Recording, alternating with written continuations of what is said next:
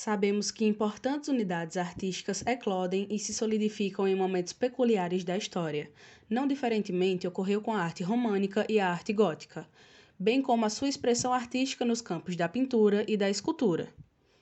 Restringindo a análise para o período que compreende a Idade Média e observando o contexto histórico a partir de uma linha de desenvolvimento, o ano de 476 da Era Comum assinala a queda do Império Romano e marca o florescimento da arte românica na Europa medieval, no momento em que os países se recuperavam das invasões dos povos bárbaros.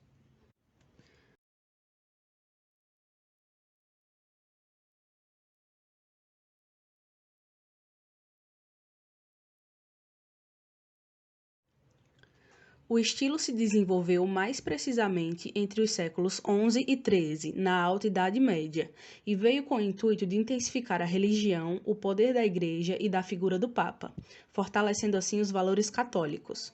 Até então, a produção cultural precedente da Idade Antiga apresentava características variadas, expressando a arte de modo diverso, baseado na regionalização dos diferentes povos europeus. Desse modo, o estilo foi o primeiro responsável por promover uma unidade artística memorável e contínua, até meados do século XIII, quando o velho continente se deparou com o renascimento comercial, a decadência do feudalismo, o eixo do rural e, claramente, uma série de mudanças de caráter ideológico, filosófico e religioso vieram à tona na sociedade. O final do século XIII, XIV e XV assinalou na Baixa Idade Média, sob a influência dos povos godos, os famosos guerreiros de origem germânica, uma forte mudança em relação ao contexto político, social e econômico. Foi em meio a um período caótico de fome e precariedade higiênica marcado pela epidemia da peste negra na Europa que os ideais góticos começaram a surgir e modificar a mentalidade e o comportamento medieval. A insegurança e a instabilidade originaram revoltas populares que causaram pânico e violência. O inquietamento da arte gótica, que desenvolveu aperfeiçoamentos técnicos e estéticos nunca vistos antes, se consolidou nesse meio como inspiradora, elevando a crença da população mediante a um cotidiano ameaçador, espalhando-se rapidamente por toda a Europa Ocidental. Diante desse contexto, a Igreja alcança os maiores níveis de relevância e aceitação, assumindo o papel de intermediária entre Deus e o homem, tornando-se uma importante unidade em termos econômicos, intelectuais e religiosos, já que a mesma passava a controlar o pensamento e a vida da época e é a primeira responsável pela unificação da Europa desde a queda do Império Romano, expandindo assim as ordens monásticas no Ocidente. Em um cenário em que as peregrinações e as cruzadas crescem, a Igreja confirma a sua supremacia na construção de elementos arquitetônicos projetados para propagar a fé e catequizar os povos. Obedecendo à sua função principal e de maneira geral, as esculturas e pinturas de cada estilo continham temas bíblicos e religiosos e ficavam dispostos na arquitetura em locais elevados, de destaque numa posição que os fiéis conseguissem ler e interpretar. A pintura românica apresenta traços estéticos e morfológicos marcantes, como, por exemplo, o emprego da desproporção anatômica e figuras deformadas com proporções irregulares. Essa técnica era utilizada para simbolizar a grandeza de seus principais representantes, como Jesus Cristo e a Virgem Maria, que geralmente tinham destaque de tamanho para trazer a noção de magnitude.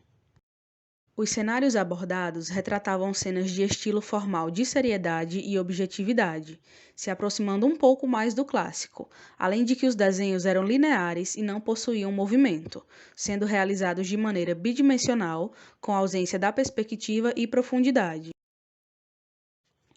Na grande maioria das obras, a técnica do colorismo se encarregava de expressar e conferir o simbolismo desse movimento, com a aplicação de cores puras, sem meios tons e despreocupada com jogos de luz e sombra. Como principal exemplar e considerada obra-prima do românico europeu, podemos nos debruçar sobre a obra datada de 1123 do Cristo em Majestade ou Pantocrator, que demonstra a alta da excepcionalidade e da força pictórica desse período.